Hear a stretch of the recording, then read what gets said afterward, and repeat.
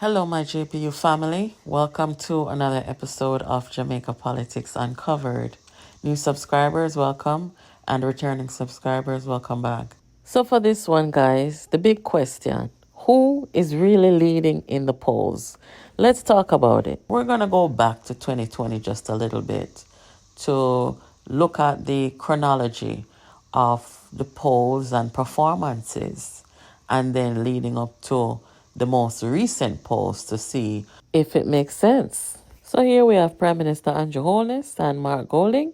Mark Golding just commissioned a poll by Don Anderson, which says that he is ahead of Prime Minister Andrew Holness. I'm going to take you back to Mellow FM. They had a panel discussion around some polls the day before the 2020 general election. Hear what they had to say.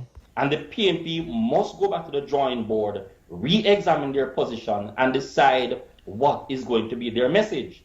Its message cannot be about corruption, because corruption, as we said, is a dead horse.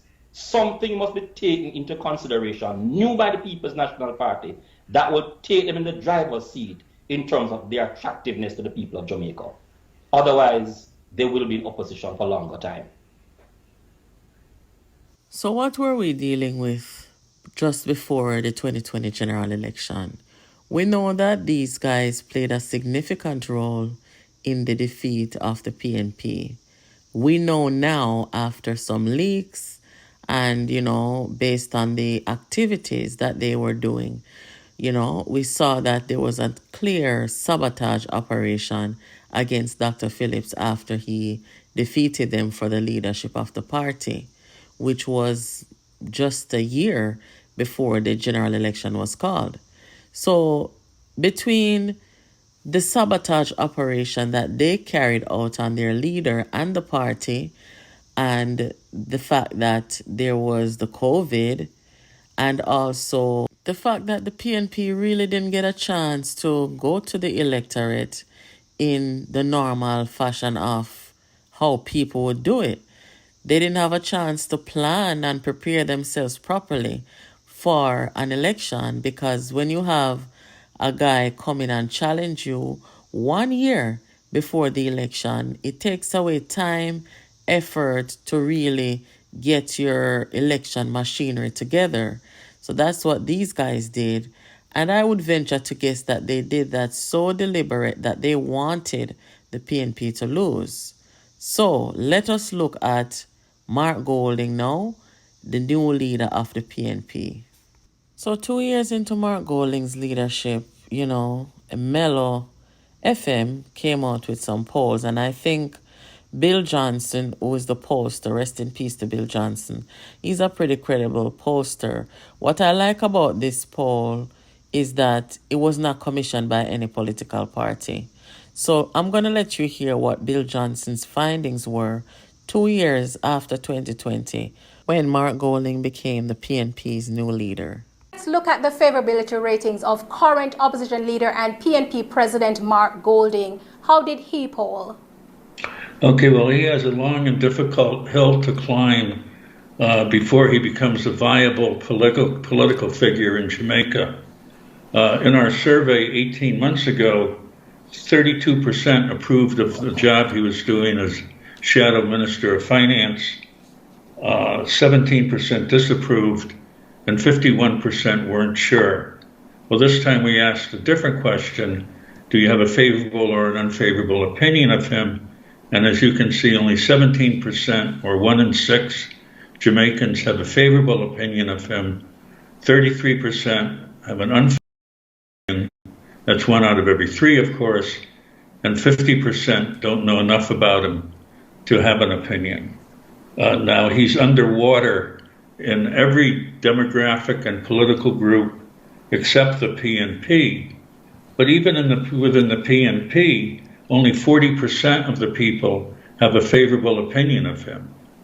The 19% have an unfavorable opinion of him, and 41% don't know. With the JLP, 10% have a favorable opinion of him, 50% an unfavorable opinion. And of those who didn't vote, 14% had an unfavorable opinion, a favorable opinion, 31% an unfavorable opinion.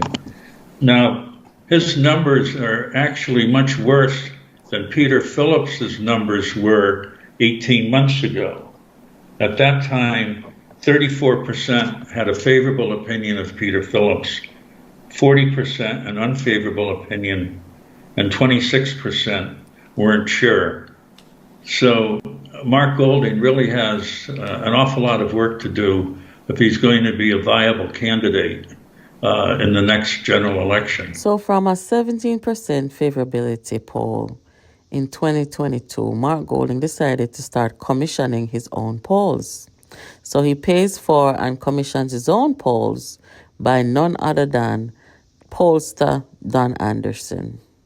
So suddenly, we started seeing things like this. June 2023, Mark Golding closes in on Andrew Holness. PNP surges ahead. All the while, Andrew Holness is just decreasing and decreasing and decreasing. Until 2024, Mark Golding is in dead heat at 37 to 40 for positive rating and for negative rating, 18% to 31%. Well, what happened to their 53.2% and 54.5% June of last year? Are you trying to say that they both fell in favorability, Don Anderson? Anyway, surely Mark Golding didn't hire Don Anderson to come and tell the nation that he's doing worse than Andrew Holness. No, he was hired just like Bunting hired him to tell the nation that they're doing great. Perfect stage set for the election denial of Mark Golding, where he tells the nation, hey, I won the local election. We all know that's not true. An interesting thing about this, guys, is that we don't hear the members of the press and journalists saying, wow, there should have been a big fanfare for the fact that a man who came in polling 17% favorability made this huge comeback. Nobody's saying that, except for Cliff Hughes. Yes, Cliff Hughes was the only one who made that announcement on the night of the local government election when he said, and I quote, Mark Golding, he survived. He came back from the political dead, and the emphasis on the dead.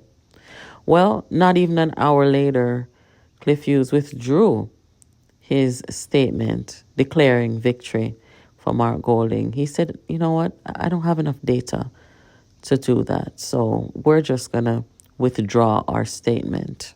Now, is it possible to come back from the political dead or to make this huge comeback? Yeah, it's possible. We've seen it before.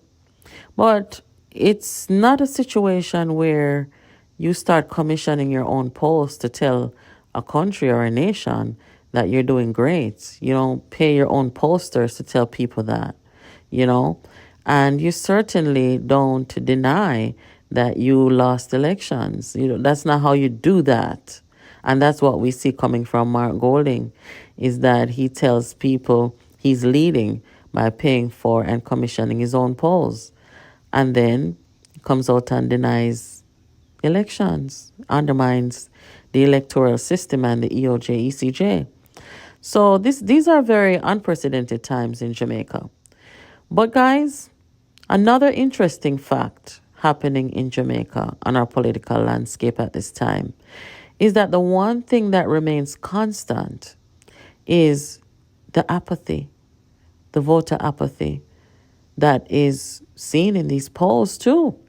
Don Anderson told the country several times when he was commissioned by the PNP under Mark Golding's leadership that the people of Jamaica are very apathetic, and other pollsters have said the same. TVJ spoke about the polls this morning, and I'm going to let you guys hear. to vote anyway. But why? I mean, why we're not getting 50%? Why we're not getting 70% of people who going out and says, no, man, I want this and I want that? Why? Why? They don't trust the politicians? What? The politicians not offering me anything that I can say, yeah, but why? It's a combination of two things, really, Neville. It's a combination of the fact that, Jamaicans are demanding more of their political leaders. We live in a globalized context, in a globalized village. Our neighbors to the north, we're peering in on them all the time and seeing how it is that, their citizens are gaining a lot more, and we're not gaining as much. We're still struggling in terms of infrastructure and education and crime and all of these things. And even though more developed countries have their difficulties, economically they're doing better off, and it's a sense that we're jealous of the good life, and that's particularly the concern amongst young persons. They're just not getting enough, and that is something that is turning them off. And what they are getting a lot of are just contentions and conflicts within the political dynamic. So you're hearing allegations about corruption and malfeasance and all sorts of issues that are, causing you to be, turning farther away from engaging with politics. So I think those are the two major factors that are leading to the high rates of non-participation in politics at this time. Well, non-participation in terms of voting, but boy, Jermaine, is social media alight with political debate. Do you find that that's one of the things that drives the decision making? Because I feel like, yes, you have the diehards, but you also have a large number of persons that will swing from one side to the other depending on whether they like what is happening at the moment. Do you think social media has also added to that? Absolutely, and I think the political parties are caught flat-footed with respect to how it is that they communicate in this new media called social media.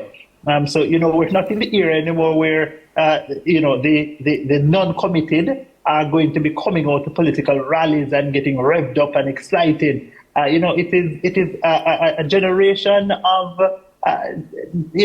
persons who are just not willing to make that added effort to go out and to engage in a physical sense. But it's easy for you to grab your device, swipe, read, and ultimately, tweet. That's the generation in which we live. And I think it's a struggle for both political parties, actually, to engage that audience sufficiently to inspire them and to encourage them to make that step, to make that sacrifice even to go to the polls and to vote. Since you started that, Jermaine, if you had the ear of both leaders, what would you tell them? If one of the leaders called you this morning and said, well, I want to win the election, Jermaine, how I must win this election? Let's start with the incumbent. What would you tell him?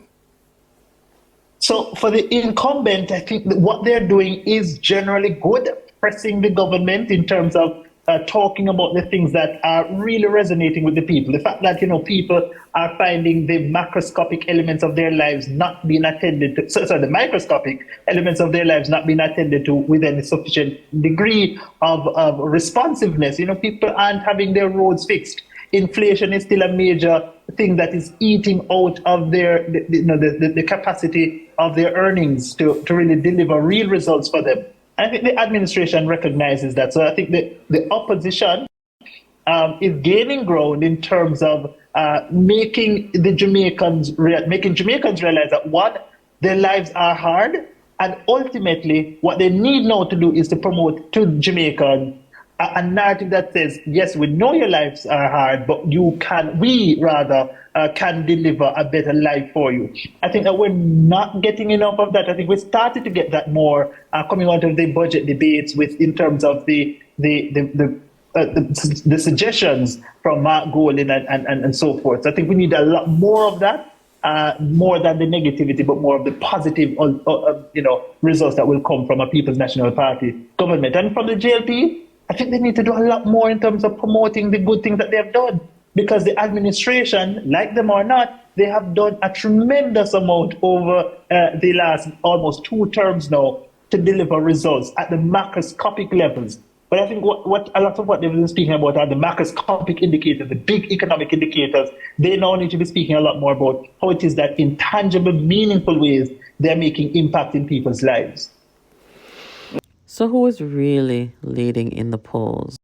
He had some very good advice.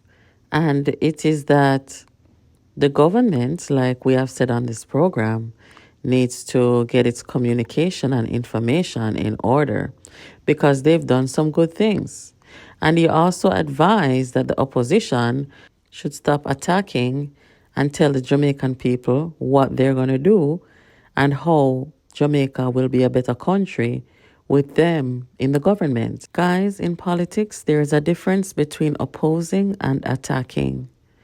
And I think we're seeing more attacks in our politics right now than opposition and alternative. Where the polls are concerned, guys, I think it's just, Mark Golding trying to convince the people. I don't see the government, doing this whole poll thing saying, hey, we're doing great. So I don't know how the Jamaican people will respond to that. I mean, in the local government election, it didn't bring out any more than 29.6% of the voting electorate. So I don't know how effective these polls are. When you're running a poll, you want to see people coming out to affirm what you are commissioning people to say where Mark Golding is concerned, which is that time come, Andrew corrupt, Andrew thief, Andrew need to go right now, Andrew heartless, Andrew wicked. So if these polls had brought out a whopping, let's say 50% at the least of the electorate to come out in the local government election, where we haven't had one since 2016, then I could have said, all right, well, maybe Jamaican people really listen to these polls. But there is no evidence that the polls that Mark Golding is commissioning and paying for are making any significant impact on the voting behavior of the Jamaican people. He lost the local government election, and nobody's saying to the government, call a general election, we want you to go now. Nobody's saying that. As I've said on this channel, I don't believe that the government or Andrew Holness should commission any polls. That's not what you do. You don't commission polls and release it to the public to tell the public that you're doing good. You don't do that. You do your work and then you let the people decide. Do your work and you inform the country and communicate with the country and the press. That is your job. Your job is not to commission polls to samify the nation or to try and make it seem like, something is happening for you, which is not. That's very deceptive in my view. And Jamaica politics should not become this kind of politics where you see political parties and leaders are running polls on each other. This is crazy. And I believe it has become a turnoff to the electorate anyway, because we know that people are not so engaging anymore. And that's not good for a healthy democracy. So what we have learned is that people want to hear substance. They want to hear what their government is doing. They want to hear what their opposition will do better and how they will do it better. There is this argument by the opposition saying, well, we can't tell you what we're going to do because if we do, then the government will copy it. That is so elementary school. That is so 2-year-old. Nobody's asking the opposition to write a manifesto, but you can't expect that the voters are going to not vote intelligently. People are supposed to vote based on information they get from either their government or the opposition or both. And that is what we call an intelligent electorate. You have to inform the people. It's not just the government who should inform the people, but the opposition has a duty to do so as well. So the way that some of our politicians today are looking at our politics and behaving, it's as if they're either out of touch or they don't believe that the Jamaican people are intelligent. Every strategy that they've come with so far, The polls, the lies, the propaganda, the attacks on each other, it is just not working. All evidence shows it is not working. Look at the people and how they respond or view our respond to or view our politics. It's not working. So Jamaica needs a different politic at this time, whether it be the way the government communicates with the country and the press in terms of how they inform the people about how their tax dollars are being spent, what projects are being done, what plans the government have for the country, or the opposition, making a case for themselves to say that they'll form a better government. You understand, guys? So everything that they're doing so far is just not working. How we will know when things are working is when more and more people start to be a little more positive in Jamaica about politics, about engaging, and about the voter turnout. We will see those things when the people start to feel that these politicians are doing something. Anyway, guys, I hope you enjoy this upload. Make sure you keep it locked here to Jamaica Politics Uncovered, where you get all your political news, reviews, and updates. Maybe you want to ask your friends, your family, and your neighbors who is really leading in the polls.